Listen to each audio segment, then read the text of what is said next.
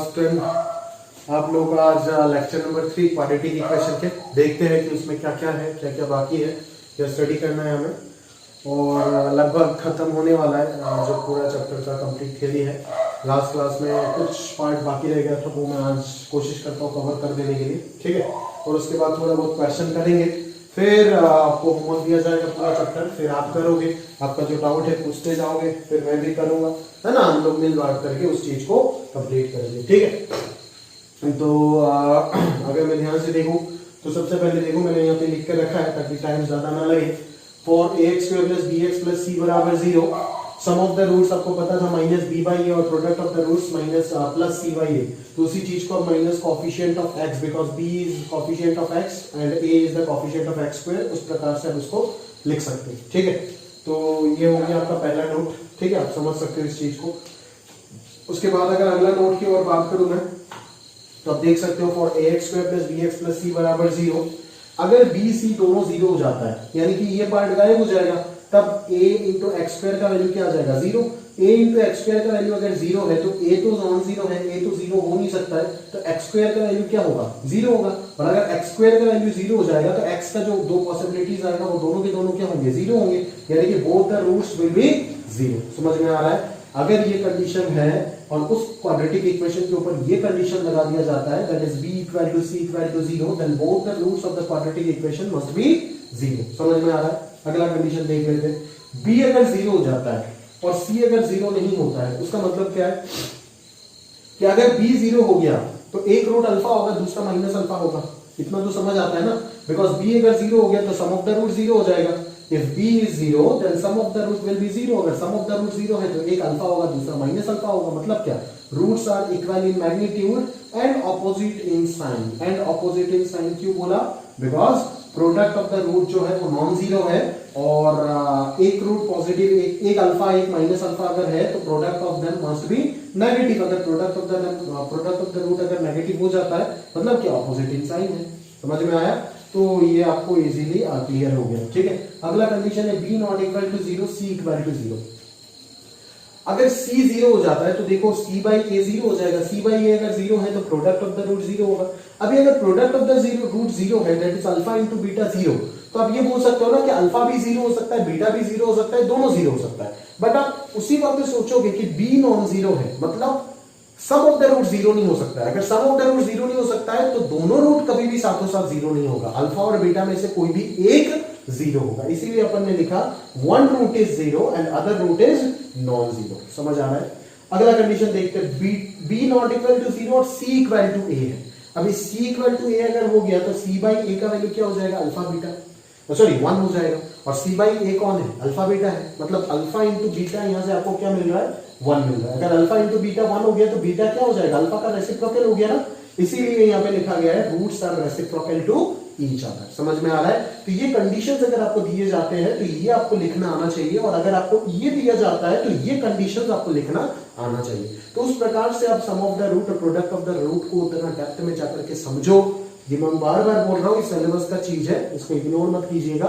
यहाँ पे क्वेश्चन पूछे जा सकते हैं 1 नंबर का, जहां पे आप फंस सकते हो। समझ में आ रहा है। तो इस कंडीशंस के ऊपर बेस करके आपको ये लिखना आना चाहिए, और इसके ऊपर बेस करके ये लिखना आना चाहिए। रटना नहीं है, तरीके से समझना है, डीप में जाकर। समझ में आ रहा है। अगला कंडीशन अगर देखते हैं, बोलता है b not equal to 0, c not equal to 0, मतलब सम भी 0 नहीं है, प्रोडक्ट भी 0 नहीं है, और a और c ऑपोजिट इन साइन है। भाई अगर a और c ऑपोजिट इन साइन है तो c by a less than 0 हो जाएगा, that is alpha into beta क्या हो जाएगा, लेस देन 0 हो जाएगा। समझ में आ रहा है। अच्छा, b नॉट इक्वल टू 0 नहीं, यहाँ पे b इक्वल टू 0 होना चाहिए। समझ में आ रहा है, क्लियर। तो alpha into beta that is roots are opposite in sign, और b 0 हो गया। b 0 हो गया मतलब क्या, कि सम ऑफ द रूट 0 हो जाएगा। समझ में आ रहा है मेरी बात। सम ऑफ द रूट 0 हो जाएगा ना, तो सम ऑफ द रूट अगर 0 हो गया तो एक रूट अल्फा हो जाएगा, दूसरा क्या हो जाएगा, माइनस अल्फा हो जाएगा। तो प्रोडक्ट ऑफ द रूट क्या हो जाएगा, minus alpha square is equal to c by a। समझ में आ रहा है। अभी आप ध्यान से देखो, इन दोनों कंडीशन के साथ साथ, b और c का कंडीशन के साथ साथ अगर मैंने एक्स्ट्रा एक और कंडीशन ऐड कर दिया कि a and c are opposite in sign, a and c are opposite in sign. अगर मैं a और c को ऑपोजिट इन साइन बोल देता हूं तो यहाँ पे RHS जो होगा वो भी नेगेटिव हो जाएगा, और LHS जो है वो भी नेगेटिव हो जाएगा। तो नेगेटिव नेगेटिव कैंसिल होकर के अल्फा स्क्वायर क्या हो जाएगा, पॉजिटिव हो जाएगा। और अगर अल्फा स्क्वायर पॉजिटिव हो गया तो अल्फा का दो real value, two real values exist करेगा। अल्फा का कितना रियल वैल्यूज एग्जिस्ट करेगा? टू रियल वैल्यूज एग्जिस्ट करेगा, और इसीलिए हम ये कमेंट कर पाएंगे कि both roots will be real. समझ में आ रहा है? इसी के साथ साथ अगर मैं इस जगह पे ऑपोजिट की जगह पे सेम साइन बोल देता हूं, मतलब ये क्या हो जाएगा? पॉजिटिव हो जाएगा। तो माइनस अल्फा स्क्वायर अगर पॉजिटिव है तो अल्फा स्क्वायर का वैल्यू क्या हो जाएगा? नेगेटिव हो जाएगा। अगर अल्फा स्क्वायर नेगेटिव है तो अल्फा का वैल्यू, दोनों वैल्यू क्या आएगा? अंडर रूट के अंदर नेगेटिव, दैट इज कॉम्प्लेक्स आएगा ना, और कॉम्प्लेक्स आने के साथ साथ कॉन्जुगेट भी होगा। तो यहाँ इसीलिए हमने यहाँ पे लिखा roots will be imaginary and they are conjugate of each other. समझ में आता है? तो इस प्रकार से ये सारे कंडीशन के ऊपर बेस करके आपको ये कंक्लूजन देने आने चाहिए, और अगर ये कंक्लूजन क्वेश्चन के फॉर्मेट में दिया हुआ है तो ये कंडीशंस आपको बनाने चाहिए। समझ में आ रहा है? तो इस प्रकार से इतना डीप में जाकर के, अभी इस चीज को लास्ट क्लास में भी बहुत डीप में जाकर मैंने समझाया था इसी चीज के लिए, ताकि ये सारे कहानी को आप इतना इजी तरीके से हैंडल कर सको। समझ में आ रहा है ना? तो ये हो गया आपका एक अच्छा क्वांटिटी जहां पे कंसेप्चुअल पॉइंट है, और आपको अच्छे से ये सारी कहानी को समझ के रखना चाहिए। समझ में आ रहा है ना? अभी अगला कहानी अपन देखते हैं। अगला कहानी क्या है? दो क्वेश्चन दिया हुआ है, सीधा सीधा दो क्वेश्चन दिया हुआ है, उन दोनों को अपने को सॉल्व करना है। देखते हैं पहला सवाल क्या है। पहला सवाल में ये बोल रहा है if roots of these are positive, roots are positive, that is alpha comma beta both positive. यहां से पहले सोच लो क्या मिलेगा? अल्फा प्लस बीटा क्या मिलेगा? पॉजिटिव मिलेगा। अगर दोनों रूट पॉजिटिव है तो अल्फा प्लस बीटा पॉजिटिव होगा, और प्रोडक्ट ऑफ देम भी क्या होगा? पॉजिटिव होगा। यानी कि minus B by A, alpha plus beta का वैल्यू क्या है? माइनस बी बाई ए है ना? Minus B by A positive होगा, और सी बाई ए भी क्या होगा? पॉजिटिव होगा। अगर minus B by A positive हो जाता है तो बी बाई ए क्या होगा? नेगेटिव होगा ना, क्योंकि नेगेटिव इंटू नेगेटिव ही तो पॉजिटिव हो सकता है। तो अल्टीमेट कंडीशन जो यहां तक पढ़ के ही आप निकाल सकते हो वो क्या है आपका? ये दो कंडीशन आप निकाल सकते हो। अभी आप ऑप्शन को देखो, A and C are same sign. क्या ए और सी सेम साइन होगा? ए और सी सेम साइन होगा, because C by A positive है ना, तो या तो ए और सी सेम साइन, दोनों पॉजिटिव होगा, या तो दोनों नेगेटिव, दैट इज ए और सी सेम साइन है, मतलब दिस ऑप्शन इज करेक्ट। समझ में आ रहा है? क्लियर है? अगर A and B are opposite in sign, B by A negative है तो ए और बी क्या हो जाएगा? ऑपोजिट इन साइन होगा ही होगा। ठीक है? यहां पे बोल रहे हैं both A and B option are correct, तो ये भी सही हो जाएगा। ठीक है? तो इस प्रकार से यहाँ पे तीनों ही ऑप्शन जो होगा वो क्या हो जाएगा?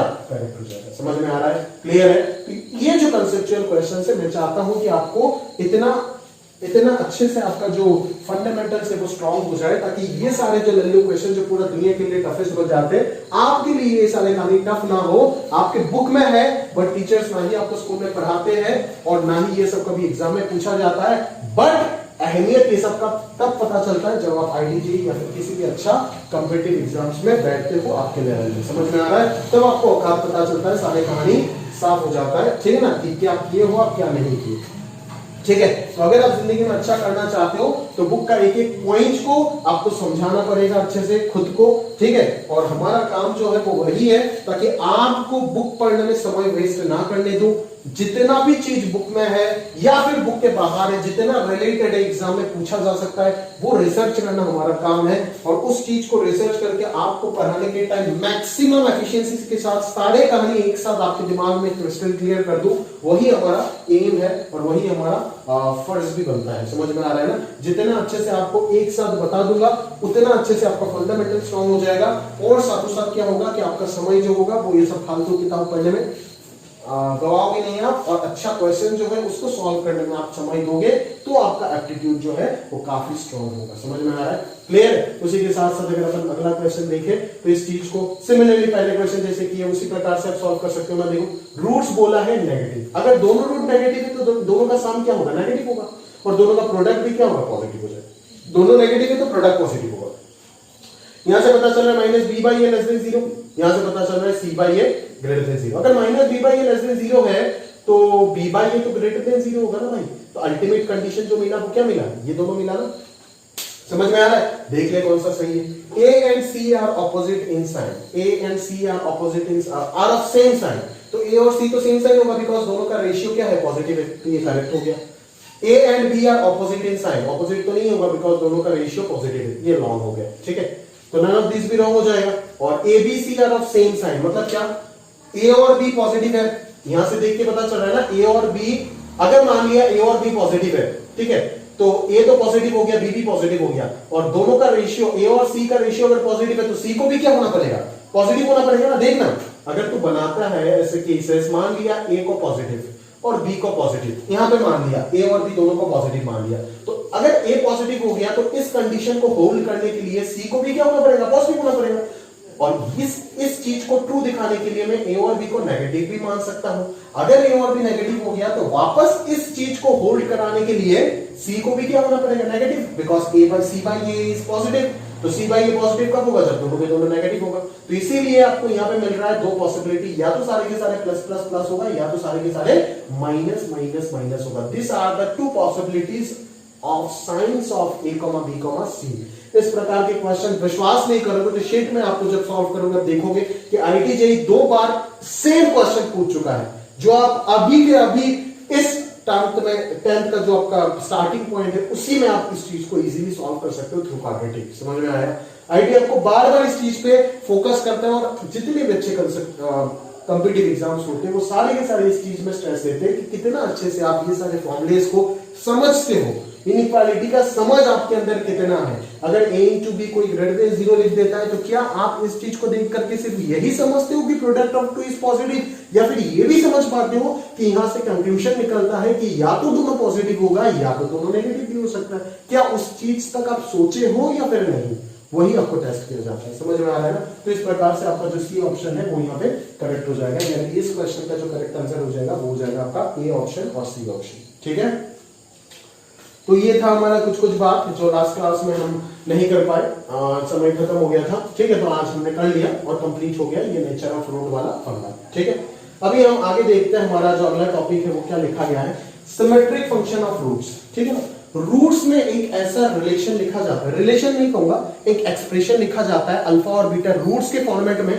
जो कि क्या होता है, जिसको अपन सिमेट्रिक फंक्शन का नाम से जानते हैं। अभी सिमेट्रिक फंक्शन क्या देख, an expression having the roots of a quadratic equation is called a symmetric function if the value of the expression does not change if the position of the roots in the expression are interchanged। समझ में आ रहा है? अगर मैं position alpha को beta की जगह पे और बीटा को अल्फा की जगह पे लेकर के आ जाता हूं तो कुछ चेंज होगा यहाँ पे? नहीं। यहाँ पे देख लो, अगर यहाँ पे अल्फा बीटा और बीटा अल्फा चेंज कर दो तो ये यहाँ पे आ जाएगा और ये यहाँ पे चला जाएगा, कुछ चेंज होगा? बिल्कुल नहीं होगा। यहाँ पे देखो ना, अल्फा बीटा इंटरचेंज करो सेम रहेगा एक्सप्रेशन। यहाँ पे देखो अल्फा को बीटा की जगह पे रख दो, ये यहाँ पे आ जाएगा, ये यहाँ पे चला जाएगा। समझ में आ रहा है? सेम चीज है। अगर यहाँ पे इंटरचेंज करता हूं तो beta by alpha minus alpha by beta हो जाएगा, बट माइनस कॉमन जाकर के जब स्क्वायर होगा तो वो चीज पहले की तरह सेम आ जाएगा। यानी कि ये पांचों के पांचों एक्सप्रेशन को मैं सिमेट्रिक फंक्शन ऑफ रूट्स बोल सकता हूं, जहां पे अल्फा और बीटा एक दूसरे के साथ, that is roots of the quadratic equation, एक दूसरे के साथ अगर इंटरचेंज कर देता हूं तो कोई चेंजेस नहीं आ रहा है। अगर आप बोलते हो कि सर बोलो तो ये सिमेट्रिक फंक्शन है क्या, ये सिमेट्रिक फंक्शन है क्या, बराबर ये सिमेट्रिक फंक्शन है। आप देख सकते हो अल्फा बीटा इंटरचेंज करो, ये यहाँ पे आएगा, ये यहाँ पे आएगा, बट यहाँ पे अगर मैं माइनस लगा देता हूं तो क्या ये सिमेट्रिक फंक्शन है? नहीं, बिकॉज इंटरचेंज करने के बाद जो कहानी बनेगा वो कुछ इस प्रकार से बनेगा। ठीक है, जो कि इसका नेगेटिव की इक्वल है, इसकी इक्वल डायरेक्टली नहीं है। समझ में आया? तो उम्मीद करता हूं कि ये सिमेट्रिक फंक्शन का जो फंडा है वो बहुत ही आसानी से और बहुत ही अच्छे से आप समझ गए होंगे। बाकी इसके ऊपर क्वेश्चन वगैरह बहुत आएगा जो हम इन डिटेल में अच्छे से कवर करेंगे। ठीक है, तो ये हो गया हमारा सिमेट्रिक फंक्शन का ओवरऑल जो पूरा कंसेप्ट है वो मैंने आपको बता दिया। ठीक है,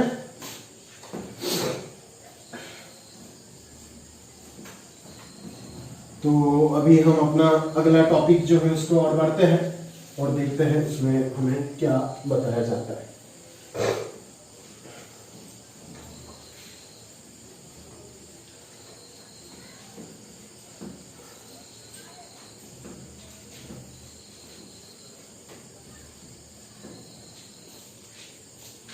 तो हमारा अगला टॉपिक जो है वो होगा कॉमन रूट्स। ठीक है, वो हो जाएगा हमारा कॉमन रूट्स, यानी कि क्वाड्रेटिक इक्वेशन का रूट्स किस कंडीशन में कॉमन होगा, क्या नहीं होगा, वो सारी कहानी हमें यहाँ पे बातचीत कर लेना चाहिए। ठीक है, तो देख लेते हैं क्या होता है। ब्लैक मार्कर पेन मेरे जेब में है। तो देखो, सबसे पहले यहाँ पे क्या होगा यहाँ पे क्या होगा कि मान लिया दो क्वाड्रेटिक इक्वेशन है, एक है ax square plus bx plus c is equal to 0। यहाँ पे ऑब्वियसली आपको पता है a नॉट इक्वल टू 0 होगा। और दूसरा मैंने मान लिया कुछ इस प्रकार से, मान लो px square plus qx plus r is equal to 0, जहाँ पे p नॉट इक्वल टू 0 होगा। आपको बोला गया है कि ये आपका एक क्वाड्रेटिक इक्वेशन है और ये दूसरा क्वाड्रेटिक इक्वेशन है, किस कंडीशन पे ऊपर बेस करके इन दोनों क्वाड्रेटिक इक्वेशन का एक रूट कॉमन होगा और किस कंडीशन के ऊपर बेस करके इन दोनों क्वाड्रेटिक इक्वेशन का दोनों रूट कॉमन होगा। इसका 2 रूट होगा ना और इसका 2 रूट होगा। समझ में आ रहा है? मान लो इन दोनों का अगर एक रूट कॉमन होता है तो एक रूट अल्फा अल्फा हो जाएगा और इधर एक बीटा हो जाएगा, एक गामा हो जाएगा। समझ में आ रहा है? और अगर दोनों कॉमन हो जाता है तो इधर भी अल्फा बीटा, इधर भी अल्फा बीटा। समझ में आ रहा है? क्लियर है?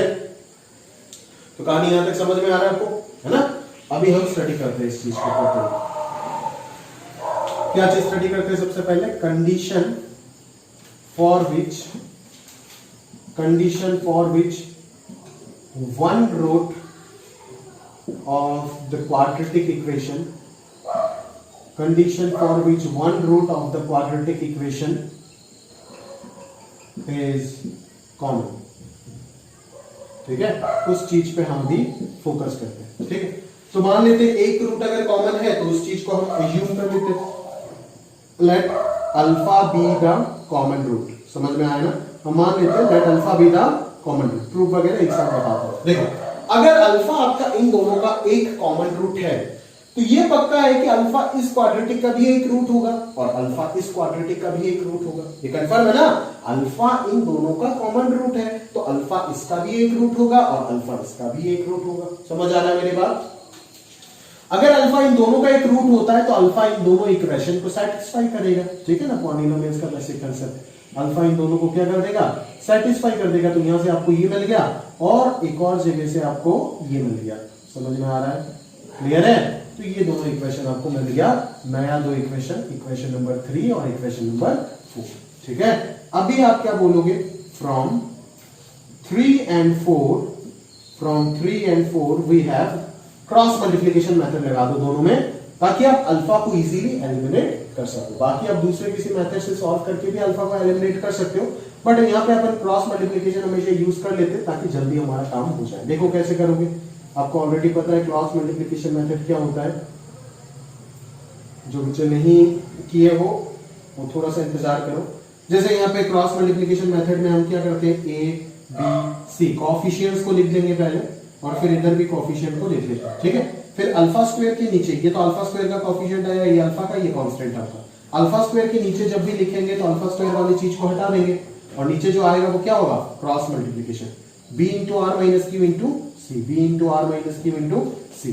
फिर अल्फा के नीचे जब लिखेंगे तो उल्टा चलोगे, p into C minus A into R, minus A into R. 1 के नीचे जब जाओगे तब उल्टा सिमिलरली उसी प्लेटफॉर्म में चलोगे, a इंटू क्यू माइनस ऐसे माइनस ऐसे, A Q minus B P, A Q minus B into P. ठीक है, तो यहां से अगर मैं देखूं तो अल्फा स्क्वायर का जो वैल्यू आ रहा है वो क्या आ रहा है? B are minus Q C divided by A Q minus B P. और इन दोनों को इक्वेट करके हमें ये मिला। और अगर मैं इन दोनों को इक्वेट करता हूं तो मुझे क्या मिलेगा? अल्फा का value P C minus A R divided by A Q minus B P. समझ आ रहा है? क्लियर है? तो देख, अल्फा स्क्वायर का वैल्यू ये मिल गया, अल्फा का वैल्यू ये मिल गया। समझ में आया? अभी अगर ये अल्फा का वैल्यू मैं ले जाकर के यहाँ पे पुट कर देता हूं तो हमारे पास एक कंडीशन जनरेट हो जाएगा इन टर्म्स ऑफ द 6 कोफिशिएंट। और कंडीशन का मतलब ये होता है जितने भी कांस्टेंट्स है उन सबके बीच में एक रिलेशन आपको ढूंढ करके निकालना है। ठीक है, कि उन कोफिशिएंट्स के बीच में क्या कंडीशन ऐसा हो सकता है जिसके बेसिस में इन दोनों क्वाड्रेटिक इक्वेशन का एक एक रूट क्या हो जाए? सेम हो जाए। समझ में आ रहा है ना? तो ये अल्फा का वैल्यू अगर मैं इधर से बैठा देता हूं, इसको मैं इक्वेशन 5 बोल रहा हूं, इसको मैं इक्वेशन 6 बोल रहा हूं। अगर मैं फ्रॉम 5 and 6 सॉल्व करना शुरू करूं तो हमारे पास क्या आएगा? p into C minus A into R divided by a into Q minus B into P का क्या होगा? होल स्क्वायर होगा, is equal to b into R minus Q into C divided by a into Q minus B into P हो जाएगा। समझ में आ रहा है? क्लियर है? तो देख, यहां से क्या हो जाएगा? पी सी माइनस ए आर का whole square divided by A Q minus B p का whole square is equal to b are minus Q c और इधर आ जाएगा a Q minus p b. तो एक एक फैक्टर उड़ा देते हैं तो ये कितना आ जाएगा? पी सी माइनस ए आर का whole square is equal to a Q minus B p into b are minus Q c. ठीक है ना? तो ये आ गया आपका वो condition which is the required condition, which is the required condition.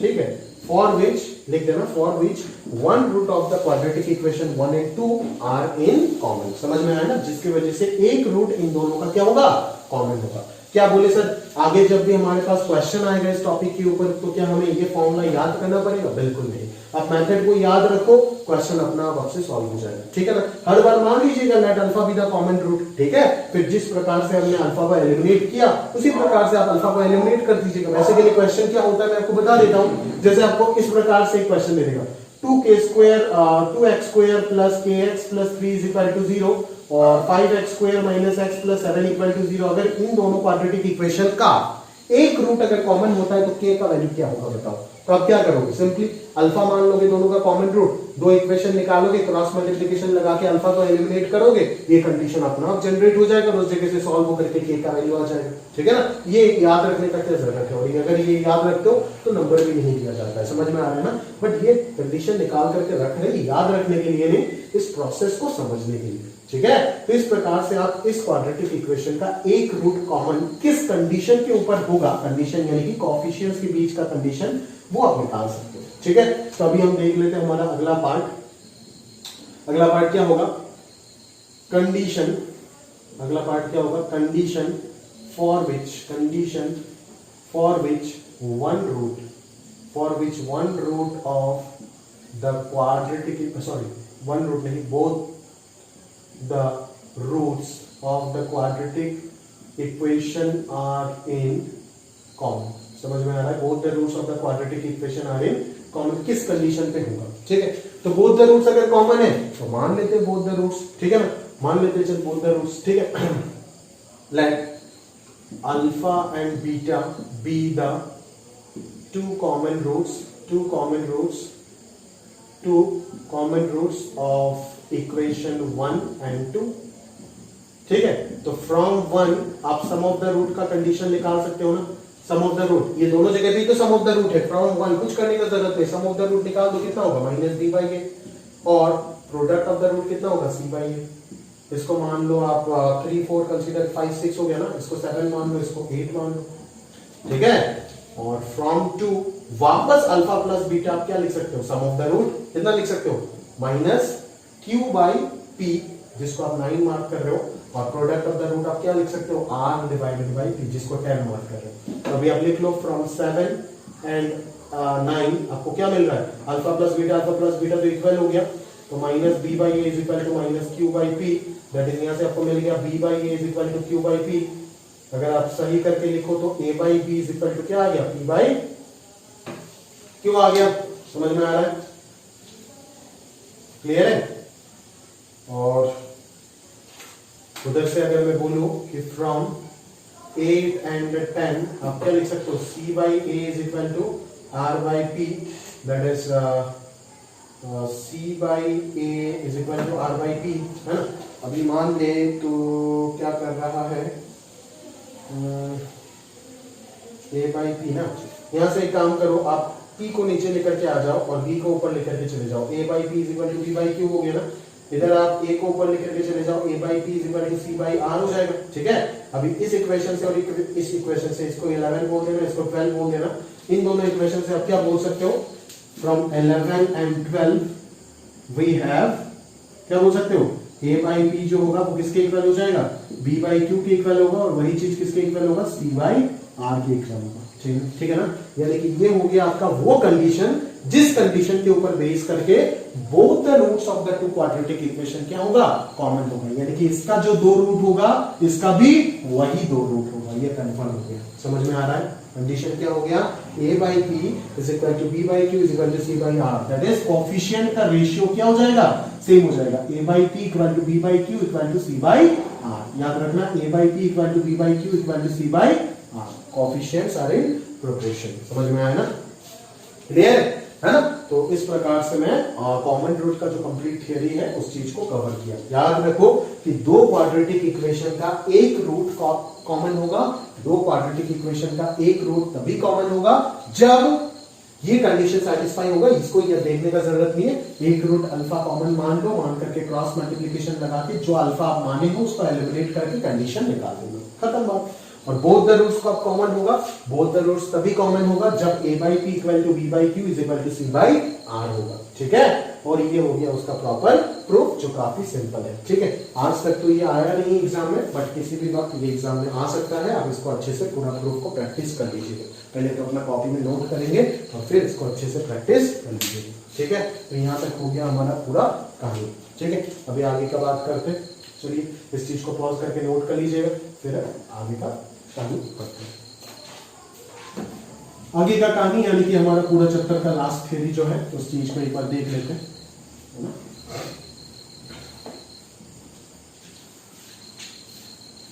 चलो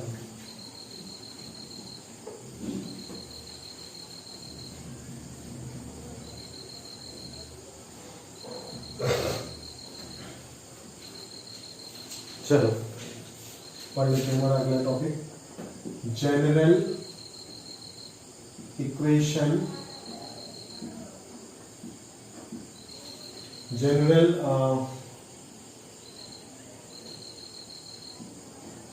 टू डिग्री इक्वेशन देखो, ठीक है ना। General two degree equation in two variable, ठीक है। General two degree expression, expression होगा, इक्वेशन क्या बोल रहे हैं, इन टू वेरिएबल क्या लिखते हैं, एफ ऑफ एक्स वाई से इसको रिप्रेजेंट करते हैं। और यहाँ पे जो जनरल टू डिग्री एक्सप्रेशन है, जो एक्सप्रेशन अगर जीरो के साथ इक्वल कर देते तो एक जनरल टू डिग्री इक्वेशन बन जाएगा, वो एक साथ बहुत सारे कर्व को रिप्रेजेंट करते हैं। समझ में आ रहा है ना, ए एक्स स्क्वायर, वो सारे के सारे अगले 11th में आप कोऑर्डिनेट ज्योमेट्री में समझोगे। ये हो गया आपका जनरल टू डिग्री इक्वेशन, ठीक है। एक्स स्क्वायर वाला टर्म होगा टू डिग्री टर्म में, y square two degree term में, एक्स इंटू वाई वो भी टू डिग्री टर्म में, सारे पॉसिबल टू डिग्री टर्म आया, फिर 1 डिग्री टर्म आया पॉसिबल, फिर कांस्टेंट आया। 3 डिग्री इक्वेशन अगर बात करूं तो पहले पॉसिबल 3 डिग्री टर्म आएगा, फिर 2 डिग्री, फिर 1 डिग्री, फिर कांस्टेंट, ठीक है। And f of x, y is equal to 0 represents a general 2 degree equation, ठीक है। तो ये दो पेयर ऑफ स्ट्रेट लाइन को भी रिप्रेजेंट कर सकता है, पैराबोला एक फिगर होता है पॉलिनोमियल में देखे होंगे, उसको भी रिप्रेजेंट कर सकता है, फिर अलग अलग एलिप्स को भी रिप्रेजेंट कर सकता है, हाइपरबोला को भी रिप्रेजेंट कर सकता है, सर्कल को भी रिप्रेजेंट कर सकता है। किस बेसिस पे sir, under different condition of coefficients. समझ में आ रहा है ना, कोएफिशिएंट्स का अलग अलग कंडीशन के ऊपर बेस करके ये सारे अलग अलग कर्व आपको मिलता जाएगा, जो कि आप एलिमेंट्स में पढ़ेंगे। अभी के लिए आपको बस ये इंफॉर्मेशन देना था, है ना। ये आप यहाँ पे नोट करके रखना, where a, b, h, g, f, c all are कैसा constant, arbitrary constants, arbitrary constants. Real constants क्यों होता है, आर्बिट्ररी कांस्टेंट्स अल्फाबेट के फॉर्मेट में लिखा जाता है, आपको बताया गया था क्लास में, ठीक है। आर्बिट्ररी कांस्टेंट्स वही कांस्टेंट्स होते हैं जो अल्फाबेट्स के फॉर्मेट में अपन लिखते हैं। समझ में आ रहा है ना, क्लियर। जो एट ए टाइम तो एक फिक्स वैल्यू देता है बट चेंज होता रहता है, ठीक है ना, बट वेरिएबल नहीं होते, ये सारे के सारे वेरिएबल अलग चीज है। तो ये हो गया आपका जनरल टू डिग्री इक्वेशन का कहानी, है ना। अभी आपको यहाँ पे बोला जा सकता है इस प्रकार के, बेसिकली ये साइमल्टेनियस इक्वेशन सॉल्व करने के लिए आपको दिया गया है ना। इस प्रकार से आप वो कर सकते हो। अगर मैं बात करूं तो आपको इस प्रकार से ये वो हो सकता है, मतलब पूछा जा सकता है सवाल, ठीक है। जैसे मैं क्वेश्चन दे देता हूं आपको, कोई भी क्वेश्चन, तो बेसिकली ना आप क्या करोगे, क्वेश्चन नहीं एक नोट बोल के लिख के देता हूं, ठीक है ना। तो क्या बोला जाता है, ऐसे एक 2 डिग्री इक्वेशन लेकर के बोलेगा ये 2 डिग्री इक्वेशन एक कर्व को रिप्रेजेंट करेगा, ये कर्व एक्स एक्सिस और वाई एक्सिस को किस पॉइंट पे कट मार के जाएगा वो आपको सॉल्व करना है, ठीक है। तो मैं एल्गोरिथम आपको लिख के दे देता हूं, ठीक है। Note, to find the point of intersection, to find the point of intersection, topic डाल रहे तो हाउ टू फाइंड लिख देता है, how to find the point of intersection of general 2 degree curve, कौन, ax square plus by square plus 2hxy plus 2gx plus 2fy plus c with equal to 0 with curve है ना, equation होगा with x axis and y axis. ठीक है, कैसे आप इसका point of intersection निकालो। ठीक है, एल्गोरिथम वाइज में लिखा करके दे देता हूं। तो सबसे पहले आप क्या करोगे, step number 1, put x is equal to 0। क्योंकि एक कर्व, आप खुद सोचो ना, एक कर्व y एक्सिस को जहां पे कट मारेगा उस जगह पे उसका x कोऑर्डिनेट तो 0 होगा ना, और जहां पे y x एक्सिस को कट करेगा उस जगह पे y कोऑर्डिनेट 0 होगा। समझ में आ रहा है? तो put x equal to 0, x equal to 0 हम पुट करके क्या निकालना चाहते हैं, y इंटरसेक्ट, तो इंटरसेप्ट निकालना चाहते हैं कि y को कहां पे उसने कट किया है। तो x इक्वल टू 0 अगर होता है तो हमें क्या मिलेगा यहां से, by² plus 2fy plus c is equal to 0, from where y का 2 वैल्यूज आपको मिल जाएगा। ठीक है, and hence 2 value 2 point of intersection, point of intersection with कौन, y एक्सिस। अभी मान लो या तो 2 पॉइंट ऑफ इंटरसेक्शन होगा या तो होगा ही नहीं। समझ में आ रहा है? क्योंकि या तो यहाँ पे y का 2 रियल वैल्यू आएगा इस क्वाड्रेटिक से सॉल्व करके, या तो y का कोई रियल वैल्यू आएगा, इन दोनों के दोनों इमेजिनरी आएगा। अगर दोनों के दोनों इमेजिनरी आएगा तो y एक्सिस पे कोई पॉइंट ऑफ इंटरसेक्शन मिलेगा ही नहीं आपको। समझ में आ रहा है ना? क्लियर है? स्टेप नंबर 2 आपको क्या करना है, put x equal to 0 and solve. क्या सॉल्व करना है, ax² plus 2gx plus c is equal to 0 solve करना है। ठीक है, if two real values of x then there will be 2 point of intersection, there will be 2 point of intersection of 2-degree curve with x axis, and if there are no real values of x or y obtained, then the curve never cuts x or y axis। ठीक है, अगर कोई point of intersection मिलता ही नहीं है x और y axis में तो वो बिल्कुल कभी भी कट मारेगा क्या, बिल्कुल नहीं करेगा। ऐसे कर्व पॉसिबल नहीं हो सकता है क्या, बिल्कुल हो सकता है। ये नहीं हो ना, समझ में आ रहा है? क्या ये x और y एक्सिस में कट कर रहा है, बिल्कुल नहीं कर रहा है।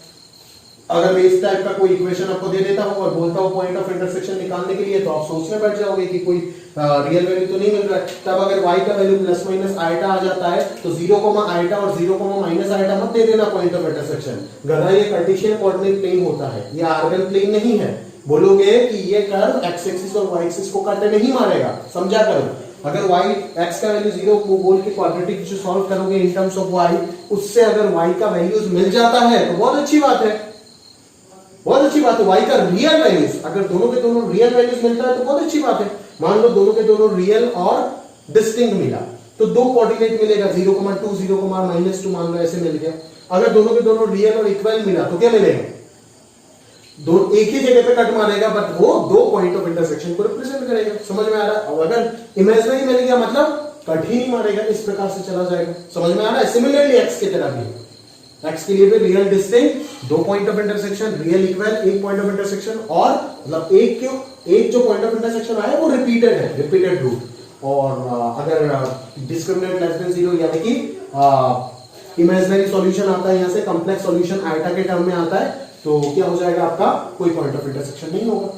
आइटा के टर्म में जो आएगा उसको, अगर मान लो ऐसे सॉल्यूशन आ गया, एक आ गया 2 आइटा, एक 3 आइटा, तो ऐसे मत बोल देना कि 0,2 iota, 0,3 iota point of intersection. भाई ये आर्गन प्लेन में होता है, ठीक है, ये इमेजिनरी प्लेन में होता है, ये रियल प्लेन नहीं, ये कार्टेशियन कोऑर्डिनेट प्लेन है। समझ में आया ना?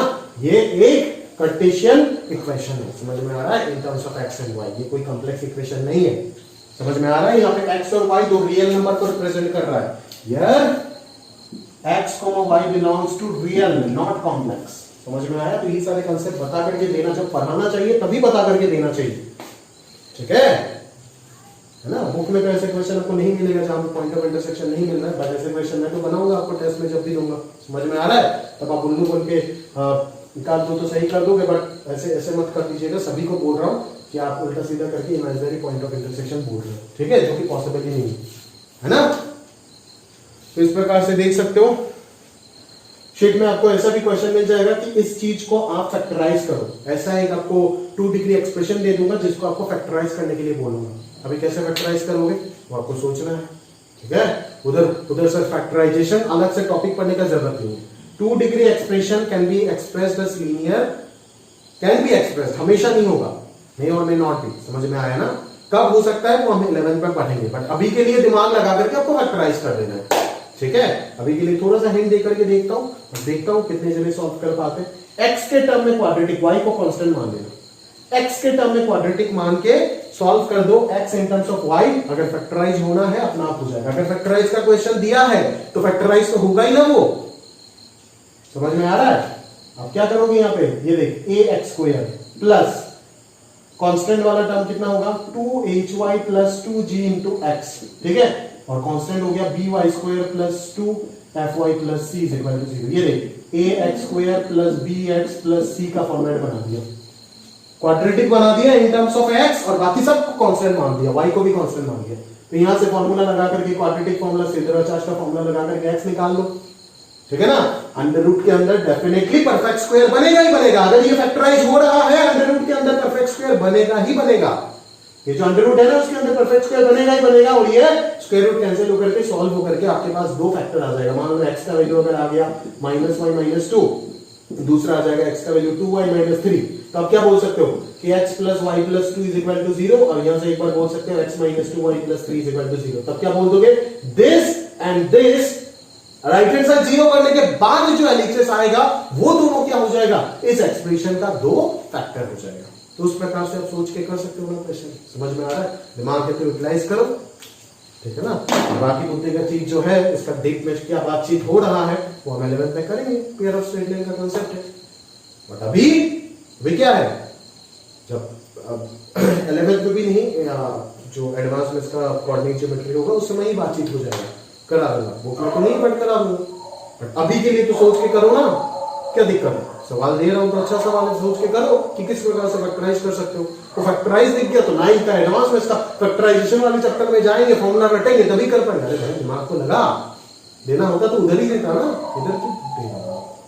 समझ में आ रहा है? क्लियर है? तो प्रॉपर्ली ये सारे कहानी को डीप में जिस प्रकार से डीपली मैं आपको पढ़ा रहा हूं उसी प्रकार से एक एक चीज को डेप्थ में जाकर के आपको सारे कहानी को समझना है। और समझने के बाद अपने नोट्स को प्रॉपर्ली बना करके चीजें याद भी रखना। सिर्फ समझने से काम नहीं चलेगा, याद भी रखना पड़ेगा ताकि एग्जाम में जब भी क्वेश्चन आएगा तुरंत आपको वो पॉइंट क्लिक होने वाला है, ठीक है। तो उम्मीद करता हूं कि मैंने पूरा क्वाड्रेटिक इक्वेशन जो चैप्टर है क्लास 10 के पॉइंट ऑफ व्यू से उसका सारा थ्योरी जो है pre IIT foundation course quadratic और आपका जो एनसीईआरटी पॉइंट ऑफ व्यू से पूरा चीज कवर कर लिया, ठीक है। तो ये 3 लेक्चर हो गया क्वाड्रेटिक का पूरा। अभी एक और चौथा लेक्चर आएगा जिसमें हम 1.5-2 घंटा लेकर के अच्छे से क्वेश्चन करेंगे, यानी कि क्वाड्रेटिक का जितने भी प्रकार के क्वेश्चन पॉसिबल है वो करेंगे। आपको मैं ऑलरेडी होमवर्क दे रहा हूँ एनसीईआरटी और आपका एडवांस में इसका बुक, अगर आप कर पाते हो आप करो, बहुत बेटर है। अदरवाइज हम जब करेंगे, अभी के लिए तो होमवर्क है, आप करो उन चीज को, एग्जाम्पल पहले करो फिर एक्सरसाइज करो। उसके बाद अगर नहीं होता है तो मैं क्वेश्चन कराने के बाद नेक्स्ट वीडियो आने के बाद आप कर लीजिएगा। समझ में आ रहा है ना? उसके बाद आप क्लियर कर लीजिएगा। फिर बुक का डाउट सारे क्लियर करेंगे थ्रू टेलीग्राम, तो है ही हमारे पास, टेलीग्राम के थ्रू और डिस्कशन वीडियो सॉल्यूशन के थ्रू बुक का सारे डाउट क्लियर करेंगे। और उसके बाद अपन अपना शीट करेंगे और फिर अपना अगला चैप्टर जो है वो स्टार्ट होगा। वो कौन है? वो मैथ्स में हो जाएगा आपका ट्राइंगल्स, ज्योमेट्री, और एडवांसमेंट में हो जाएगा सबसे प्यारा चैप्टर नंबर थ्योरी, ठीक है। तो इसी के साथ साथ आज का जो हमारा क्लास है वो आज हम यहीं पे रोक रहे और इसी के साथ समाप्त कर रहे हैं। तो उम्मीद करता हूँ जिस इंटेंशन के साथ और जितना मेहनत के साथ मैं काम कर रहा हूँ उतना ही उससे या फिर उससे भी कहीं गुना ज्यादा मेहनत आप भी करो और उसी एफर्ट के साथ उसी तरीके से जिस तरीके से सिखाने का प्रयास कर रहा हूँ उसी तरीके से आप सीखो चीजों को, ठीक है। अलविदा सर, ऑल द बेस्ट, अच्छे से।